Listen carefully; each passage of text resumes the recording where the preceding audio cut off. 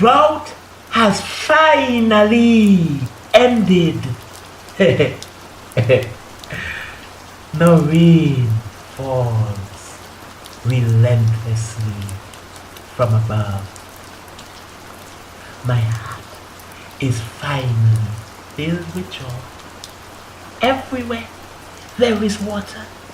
Yes, it can or may cause a flood, but that won't harm me.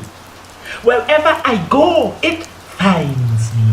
I cannot hide from it. I am elated because my time has come.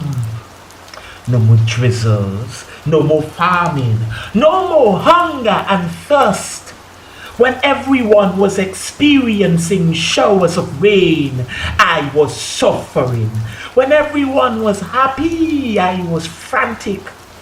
But your grace kept me.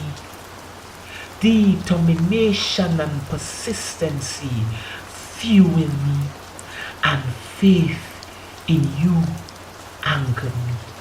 So I continue to pray and prepare for my rain. Yes, I did. Now my cup and my drum are filled and overflowing, all because of you